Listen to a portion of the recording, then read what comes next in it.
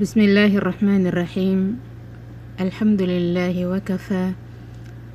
Wassalatu wassalamu ala al-Mustafa Nabiyyina wa habibina Muhammad wa ala alihi wa ashabihi ajma'in wa man tabi'ahum bi ihsanin ila yaumiddin. Wa ba'du, assalamu alaikum wa rahmatullahi wa barakatuh. Magandang hapon po sa mga kapatid naming nakikinig dito sa Saudi Arabia at magandang gabi po sa mga kapatid naming nakikinig dyan sa Pilipinas. Dalangin ko kay Allah na lagi niya kayong pinangangalagaan dito sa mundo at lalo na sa kabilang buhay. Dalangin ko rin sa Kanya na pagpalain niya sa atin ang ating mga buhay at ang ating mga kayamanan magamit natin at magugol natin sa ikakatuwa ng Allah sa atin. Dalangin din natin sa Kanya na pagpalain niya sa atin ang maikling oras na ginugugol natin sa pag-aaral tungkol sa mga pagsamba ng puso na ating tinatalakay ngayon. Tuloy po kayo ulit mga kapatid sa weekly madras natin every Friday. Ang natapos lang natin sa last Friday ay ang mga bagay na dapat unawain sa tawakkul. Kung saan tayo napapaloob ay ang pang-10 pagsamba ng ating mga puso na ang tawakkul, na ang unang pinag-aaralan natin ay ang fiqhut tawakkul, ang dapat unawain sa pagtatawakkal. Ang natapos lang natin ay ang 4 ay tatalakay natin ngayon ang pang-5 kasi 10 itong mga ibig sabihin ng tawakkul. 10 ibig sabihin ng tawakkul. Ito po ay tinuturo sa atin upang matuto tayo magtawakkul dahil ang tawakkul ang pinakadakilang pagsamba ng ating mga puso na kailangan po tayo matuto magtawakkal kay Allah subhanahu wa ta'ala. Pang-5 ibig sabihin ng tawakkul na dapat nating maunawaan mga kapatid ay at-tawakkul huwa thiqatu tamma fi nasrillahi li awliyaihi. Ang tawakkal ay siya ang kumpletong pagtiwala. Kumpletong pagtiwala sa tulong ng Allah sa kanyang mga awliya. Kumpletong pagtiwala sa tulong ng Allah sa kanyang mga awliya. Ibig sabihin, paniniwalaan po natin ng 100% na talagang tutulungan ng Allah ang kanyang mga awliya. Sino ang mga awliya ng Allah? Alladhina amanu wa kanu yattaqun. Ang mga mananampalataya at ang kanilang kalagayan ay mga matakotin kay Allah. Ano ang proof? Ang proof mga kapatid ay sinabi ng Allah sa surat Al-Imran verse 160. Iyansurkumullahu fala ghaliba lakum wa iyakhdhulkum faman dhal ladhi yansurukum min ba'dih wa 'ala Allahi falyatawakkalul mu'minun. Iyansurkumullah, kung tutulungan kayo ng Allah, fala ghaliba lakum ay walang makakatalo sa inyo. Kung tutulungan kayo ng Allah ay walang makakatalo sa inyo. Tingnan mo.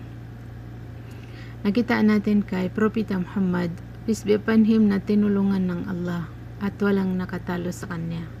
Kahit na siya ay mag-isa lang sa simula. Kalaban niya ang lahat, pero siya pa rin ang nanalo dahil sa tinulungan siya ng Allah subhanahu wa ta'ala. Tingnan po natin si Ibrahim alayhis salam. Kalaban niya ang lahat, pero dahil sa tulong ng Allah sa kanya bilang isa sa kanyang mga awliya ay walang nakatalo sa kanya. Kaya kailangan po nating kumpletuhin ang tiwala na talagang tutulungan ng Allah ang kanyang mga awliya. Wa iyakhdhulkum, kung pababayaan naman kayo ng Allah. Ang pagpapabaya ng Allah sa tao mga kapatid ay ang ipinauubayan niya sa kanyang sarili. Bahala na siya sa kanyang sarili. So pag ipinaubayan ng Allah sa atin ang ating mga sarili ay wala na tayong kalaban-laban kahit sino. Kung papabayaan naman kayo ng Allah kasi hindi na kayo tutulungan, faman dhal ladhi yansurukum min ba'di, ay walang makakatulong sa inyo pagkatapos kayo pabayaan ng Allah. Wal-iyadu billah. Nakita din po natin kay Qarun na pinabayaan siya ng Allah kahit na ang dami niyang kayamanan ay walang nagawa ang kanyang kayamanan sa kanya. Kitang-kita ng kanyang mga mata na minuto-minuto ay nilululok siya ng lupa, siya at ang kanyang mga followers at ang kanyang kayamanan. So anong nagawa ng kanyang kayamanan? Wala. Anong nagawa ng kanyang mga followers? Wala. Nakita rin natin kay Firaun na pinabayaan ng Allah, hindi niya tinulungan. Nalunod siya sa dagat. May nagawa ba ang kanyang kapangyarihan? Wala. May nagawa ba ang kanyang kayamanan? Wala. So ganun din ang lahat ng taong pababayaan ng Allah. Kahit na pagtulong-tulungan ng mga makapangyarihan ay wala silang magawa, hindi mag-function ang kanilang tulong. Ganon din ang may sakit. Pag pinabayaan ng Allah, ay walang magawa ang mga doktor. Kahit gaano pa galing na doktor, kahit dalhin pa sa Amerika, ay walang magagawa pag pinabayaan ng Allah ang tao. Wa 'alallahi falyatawakkalul mu'minin, at sa Allah lamang dapat magtawakkal ang mga mananampalataya. Sa Allah lamang magtawakkal ang mga mananampalataya. So ito na po ang proof, mga kapatid, na ang panglimang ibig sabihin ng tawakkul ay ang kompletong pagtiwala na tutulungan ng Allah ang kaniyang mga awliya. So pag dumating na sa ating buhay, ay kung ang pagkakaalam mo ay kabilang ka sa mga awliya ng Allah, ay hintayin mo lang yung tulong ng Allah, dahil talagang tutulungan ka ng Allah at hindi ka niya pababayaan tulad ng mga awliya niya sa sinaunang panahon. As-sadis, pang-anim na ibig sabihin ng tawakkul ay at-tawakkul huwa husnul dhanni billahi azza wa jal. Wa husnul dhanni billahi an tatayaqqana anna Allah lam yuqaddir shay'an illa limanfa'atil abdi fid dunya wal akhirah. Pang-anim na ibig sabihin ng tawakkul ay ang tawakkul daw ay siya ang mabuting pag-aakala kay Allah na kataas-taasan at kagalang-galang. Ang pag-aakala natin kay Allah ay lahat mabuti. Hindi tayo magkakaroon ng negative thinking. Positive thinking lahat ang gagawin natin kay Allah subhanahu wa ta'ala. Kahit anong ginagawa niya sa atin, minsan ay masaya, minsan ay hindi masaya, pero paniwalaan natin ng 100% na lahat yan may kasabay na mataas na purpose na bubunga ng mabuti sa ating buhay. Ang mabuting pag-aakala kay Allah, mga kapatid, ay siya ang katiyakan ng puso na tunay na ang Allah ay walang nilalaan na kahit kunti maliban sa ikakabuti ng kanyang alipin dito sa mundo at sa kabilang buhay. Lahat ng ginagawa ng Allah sa atin, yun ang takdir. Nilalaan ng Allah sa atin ay lahat-lahat kapaki-pakinabang sa tao dito sa daigdig, lalo na sa kabilang buhay. At hindi natin ma-proof, mga kapatid, sa Islam ang tawakkul hanggang hindi mabuti o hanggang hindi bumuti ang pag-aakala natin kay Allah subhanahu wa ta'ala. Pag gumanda na ang pag-aakala natin kay Allah, ay magtatawakal na tayo sa Kanya lamang. At saka iba pa ubayan natin ang mga trabaho natin sa Kanya at pangangarapin natin ang mabuti na manggagaling sa Kanya lamang. Sinabi niya sa Surah At-Talaq verse 2-3, وَمَنْ يَتَّقِ اللَّهَ يَجْعَلْ لَهُ مَخْرَجًا وَيَرْزُقْهُ مِنْ حَيْثُ لَا يَحْتَسِبُ وَمَنْ يَتَوَكَّلْ عَلَى اللَّهِ فَهُوَ حَسْبُهُ. Sino man ang matakot kay Allah ay gagawin niya para sa Kanya ang solusyon ng lahat ng Kanyang suliranin. Lahat ng suliranin mo na gusto mo maabot ay pag ikaw ay matakutin kay Allah ay bibigyan ka niya ng daan. Bibigyan ka niya ng daan tungo sa suliranin mo. Wayarzuqhu at saka tutustusan niya. Bibigyan niya ng kabuhayan min haythu la yahtasib na hindi na niya inaakala. Unexpected niya. Wa man yatawakkal ala Allah, sino man ang magtawakkal kay Allah, fahuwa hasbu ay siya na Allah ay sapat na sa kanya. Hindi na niya kailangan ang sinuman. Once na ipinaubaya mo ang sarili mo kay Allah, at the same time ay matakutin ka sa kanya, ay hindi mo na kailangan ang iba dahil bahala na ang Allah sa iyo. Bibigyan ka niya ng mga paraan, mga solusyon upang maabot mo ang iyong suliranin. Ang mabuting pag-aakala kay Allah subhanahu wa ta'ala at tiwala sa kaniyang mabuting pagmamanage ay bubunga sa ating mga buhay ng pagkalugod sa mga nilalaan ng Allah sa atin bilang kapalaran, at bubunga sa atin ng pagtitiwala sa awa ng Allah, hindi bubunga sa atin ng pagtitiwala sa trabaho ng tao. Bubunga sa atin ng pagtiwala sa awa ng Allah, hindi bubunga ng pagtiwala sa trabaho ng tao. Yun ang maraming nagkakamali, mga kapatid, na doon siya nagtitiwala sa kanyang trabaho. Hindi po. Saan po tayo magtitiwala? Magtitiwala po tayo habang tayo ay nagtatrabaho. Ginagawa natin ang lahat ng abot ng ating sarili, lahat ng naiisip nating mabuti ay gagawin natin. Pero hindi tayo aasa sa lakas natin, hindi tayo aasa sa trabaho natin, kundi saan tayo aasa?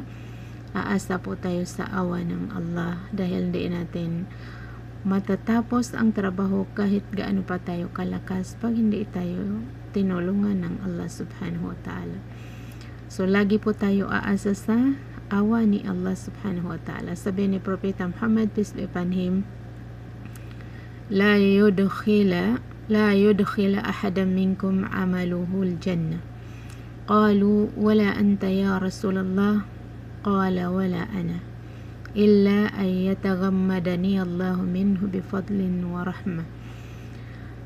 Sinabi ni Propeta Muhammad, peace be upon him, ay hindi maipasok ang isa sa inyo ng kaniyang gawa sa paraiso. Hindi ka maipasok ng trabaho mo sa paraiso. Hindi ang magpapasok sa atin, mga kapatid, sa paraiso ay ang ating gawa. Hindi pwede na sasabihin na papasok ako sa paraiso dahil palagi ako nagdadasal. Qualified ako na magdasal ako. Ay qualified ako na maparaiso ako. Hindi daw, sabi ng propeta, ang magpasok sa atin sa paraiso ay ang ating gawa. Qal wala anta, sabi ng mga sahaba, pati po ikaw, o sugo ng Allah, sabi niya wala ana, kahit ako, ay hindi ang trabaho ko, hindi ang gawa ko ang papasok sa akin sa paraiso. Illa ay yataghammadani Allahu minhu bifadli wa rahmah, muttafaqun alayhi. Maliban lang kung sasaklawin ako ng Allah galing sa kanyang kabutihan at awa. So, ano ang magpasok sa atin sa paraiso, mga kapatid? Ang magpasok sa atin sa paraiso ay ang kabutihan at awa ng Allah subhanahu wa ta'ala. So,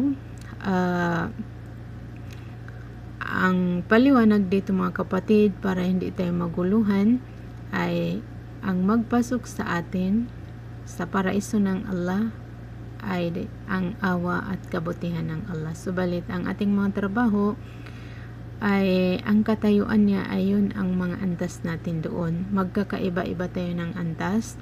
Depende kung gaano kalaki ang good work natin. Kung gaano ka nagsipag, gaano ka nag-effort, magsunod kay Allah sa iba't ibang uri ng mga pagsamba, ay ganyan kataas ang antas mo. Subalit makakapasok tayo sa paraiso ng dahil sa kabutihan at awa ng Allah subhanahu wa ta'ala. So ngayon, saan tayo aasa? Aasa lamang tayo sa awa ng Allah subhanahu wa ta'ala, na ito ang pang-anim na ibig sabihin ng tawakkul na husnudhan billah. Husnudhan billah, mabuting pag-aakala kay Allah subhanahu wa ta'ala. So pag mabuti ang pag-aakala natin mga kapatid kay Allah subhanahu wa ta'ala, ay magiging matatag tayo sa tiwala sa Kanya. Magiging matatag tayo sa tiwala kay Allah subhanahu wa ta'ala. At magiging matatag ang pag-asa natin sa awa at kapatawaran ng Allah subhanahu wa ta'ala. Matatag tayo sa pag-asa, pagtiwala sa Kanyang kapatawaran. Kahit na tayo ay nagkasala, ay naniniwala tayo na pag tayo'y nagsisi ng tapat, ay papatawarin tayo ng Allah subhanahu wa ta'ala. Pag mabuti ang pag-aakala natin kay Allah, ay magiging payapa, magiging panatag ang ating puso. Magiging payapa at panatag ang ating puso, at magiging masigasig tayo maggawa ng mga pagsamba dahil malinis, mabuti ang pag-aakala natin kay Allah, na naniniwala tayo na talagang tatanggapin ng Allah sa atin ang anumang ginagawa nating mga mabubuti para sa Kanya. At saka pag natuto tayo magtiwala, maghangad ng mabuti kay Allah, mabuting pag-akala kay Allah, ay makakaiwas tayo sa isang ipinagbawal ng Allah, na yun ang kawalan ng pag-asa, tinatawag sa Arabic na al-qanut. Ang al-qanut mga kapatid ay hindi ito kaugalian ng mananampalataya. Wa may yaqnut min rahmatillahi fa ulaika humul kafirun. Sinuman ang mawalaan ng pag-asa sa awa ng Allah, ay sila ay mga kafirun, sila ay mga hindi Muslim. Kaya kahit gaano kalakas ang pagsubok mga kapatid, kahit gaano kalakas ang pagsubok, kahit gaano kadilim ang sitwasyon, ay ang mananampalataya ay hindi pwede mawala ng pag-asa sa awa ng Allah subhanahu wa ta'ala. Pag lagi na mabuti ang pag-aakala natin kay Allah, ay magtagumpay tayo sa kabilang buhay. Kaya sinabi ni Propeta Muhammad, peace be upon him, huwag mamatay ang isa sa inyo maliban na siya ay may magandang pag-akala kay Allah subhanahu wa ta'ala. Pag dumating na sa iyo ang kamatayan, nakita mo na wala ka ng choice kundi mamatay, ay mag-akala ka na ng mabuti kay Allah. Paano mag-akala ng mabuti kay Allah sa oras ng kamatayan? Magtiwala ka na ikakaawa ka at papatawarin ka ng Allah subhanahu wa ta'ala.